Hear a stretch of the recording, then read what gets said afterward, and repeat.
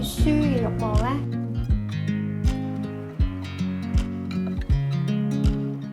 ？Hello， 大家好嘛！最近陸陸續續有朋友問我做 freelance part time 係咪多咗好多時間，好得閒啊，可以隨時去旅行咯喎。所以我決定呢，今個星期拍一條 A Week in My Life 嘅 vlog，用片嘅形式話俾大家知。由星期一開始，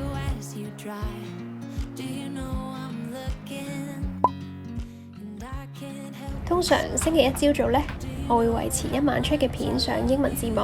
又或者係準備 freelance 寫稿嘅資料搜集或者內容，但係今日呢，我要繼續剪片啦，因為我冇諗到啱啱嗰個星期嗰條片用咗咁長嘅時間啦，星期日呢就趕唔切出啦，搞到星期一就要繼續剪，估唔到啊，最終10零分鐘嘅條片剪加上字幕，用咗我咁多個鐘頭啊！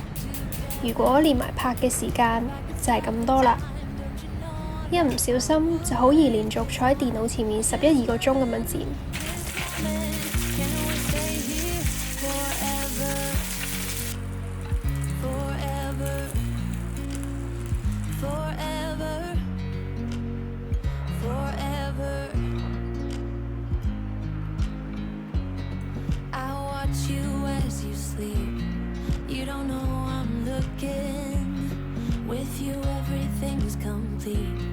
Do you know how much I love you? I put your favorite song on just to wake you up. When I dance around, I can't help but feeling. 喂，小心小心小心！小心小心！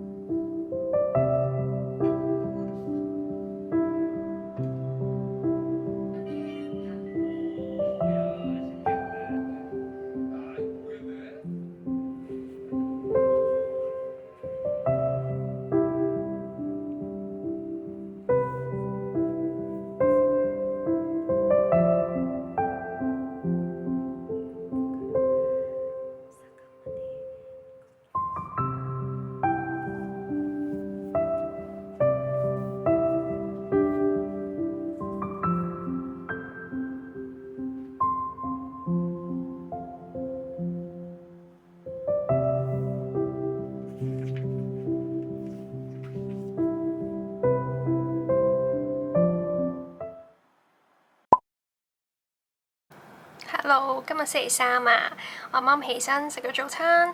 個早餐咧其實就係琴日朝早我整嘅青瓜薯仔蛋沙律，因為琴日食剩咗，所以今日食翻啦。咁咧今日 suppose 所以我就應該要幫本雜誌去寫個專欄嘅。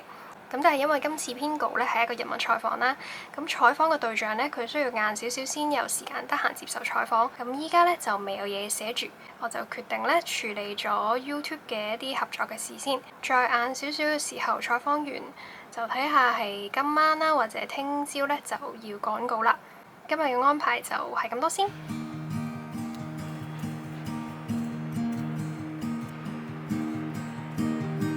I know I let you down. I made the same mistake. I am the worrying kind, resting my life away. 啱啱咧就睇完村上春樹《聽風的歌》呢一本書啦。咁呢本小説咧就係我第二本睇村上先生嘅小説嚟嘅。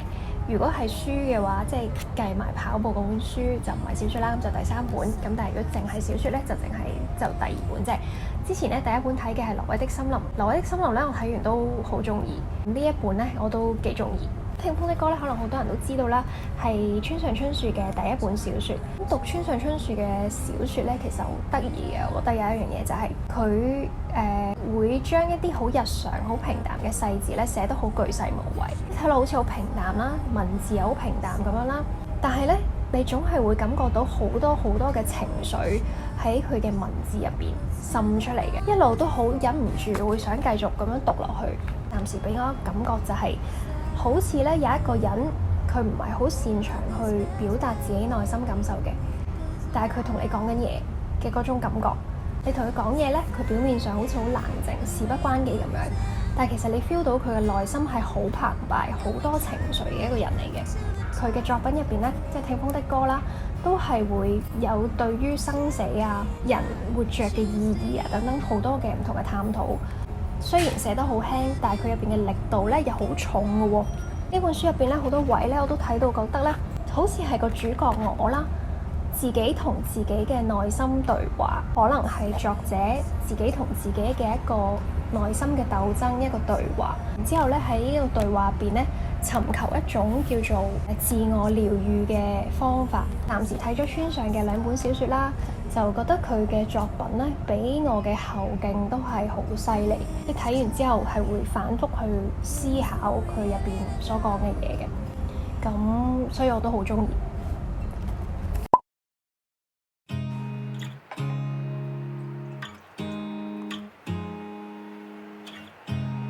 You look at me like I'm crazy when I shut my feelings out. You look at me like I'm different. Still you stay cause you feel something real. Get so lost in my moments. Doesn't mean I don't need you. I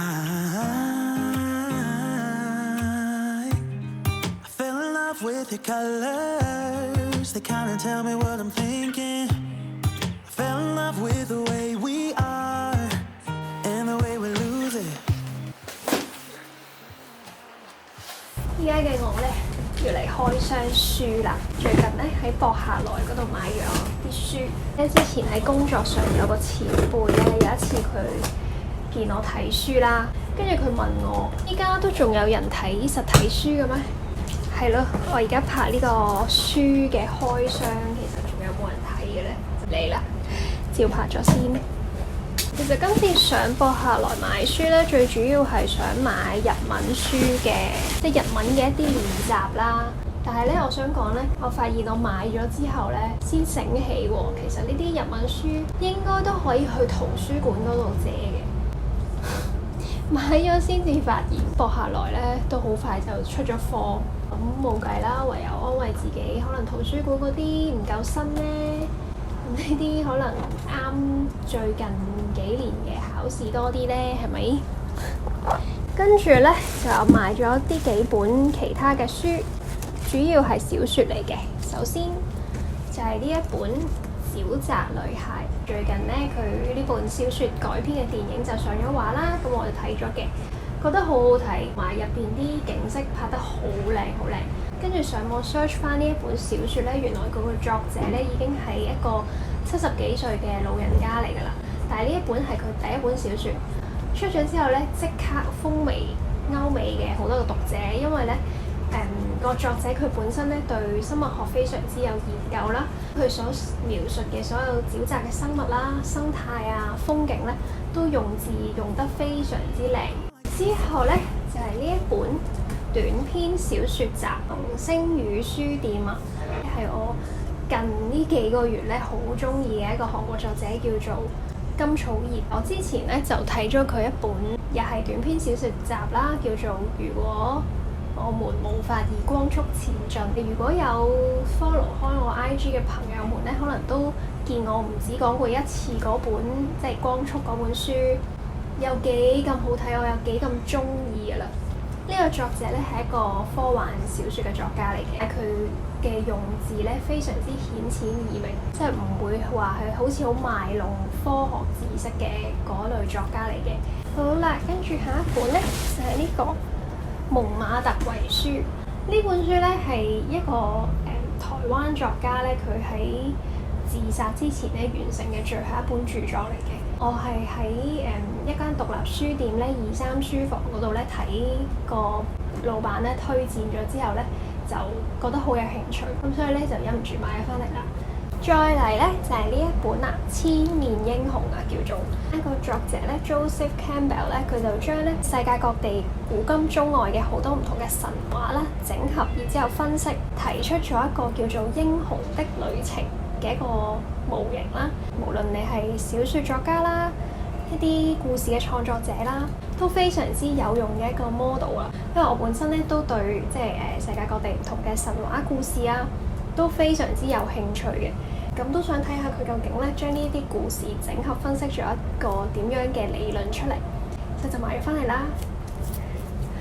跟住咧就係呢一個中文譯名係《女巫失西》嘅一本奇幻小説，英文咧應該係 Circe 啦，我估係。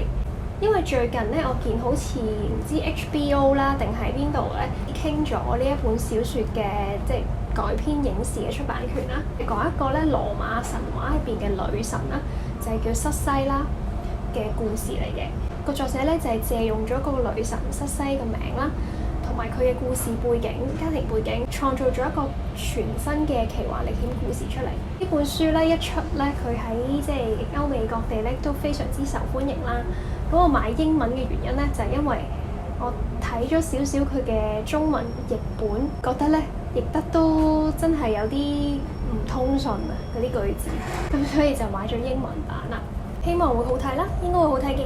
咁咧，除咗頭先博客來買翻嚟嘅書之外咧，屋企仲有兩本睇緊嘅書，就係呢兩本。本咧就係頭先講過嘅嗰個韓國作家金草葉嘅一個長篇小説嘅作品嚟嘅，《地球盡頭的溫室》啦。暫時咧就睇咗咁多度，如果好睇嘅話啦，遲啲都可能會分享俾大家嘅。另外一本咧就係呢個 Sally Rooney 嘅Beautiful World, Where Are You？ 咁 Sally Rooney 咧，佢係一個愛爾蘭嘅作家啦。佢近呢幾年咧係歐洲嘅文壇嘅一粒新星嚟嘅。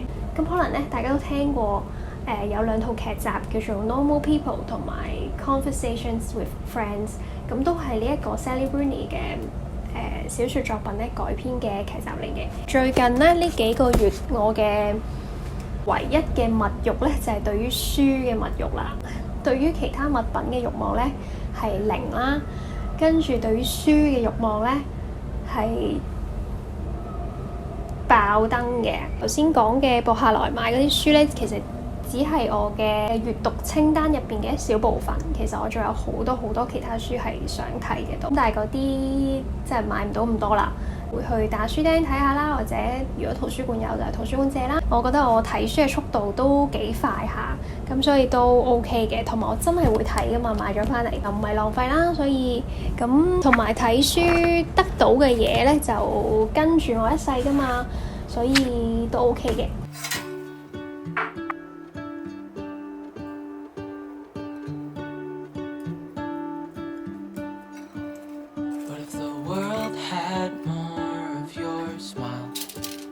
What if the wind could spread your love?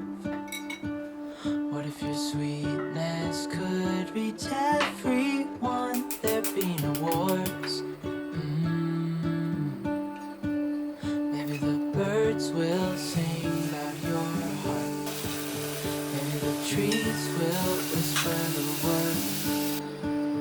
Maybe the sun will spread your joy to the ones who lost their hope.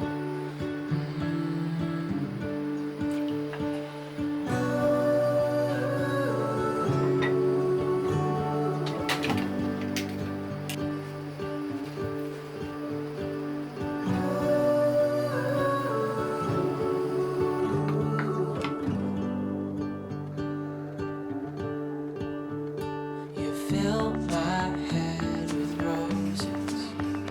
I can't help but dream away.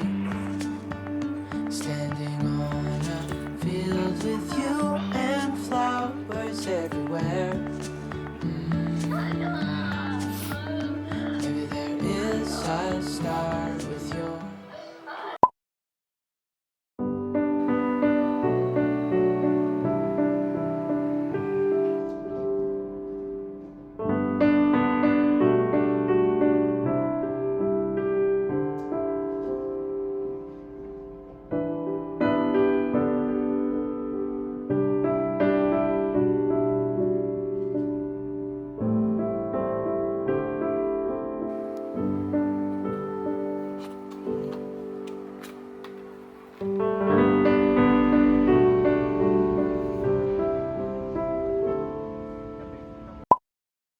Hello， 大家好嘛！今日咧就係星期日嘅夜晚啦。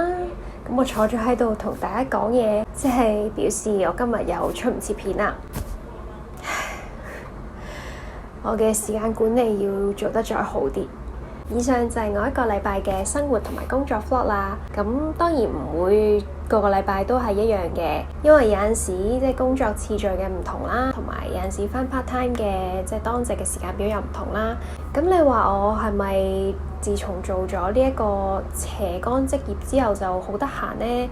我覺得真係唔係特別得閒，只不過係個時間上比較彈性多啲，同埋咧就唔需要再好似返辦公室咁樣咧，你可能一日8-9個鐘對住一啲唔中意做嘅嘢，或者唔中意嘅人咁樣。我反而覺得即係每一日都好充實啊，每一日都有安排唔同嘅事情啦。咁好多都係我自己本身好願意去做嘅事嚟嘅。新嘅一個禮拜又開始咗啦，希望大家咧都儲咗足夠嘅能量去過呢個禮拜。咁我哋下次再見啦，拜拜。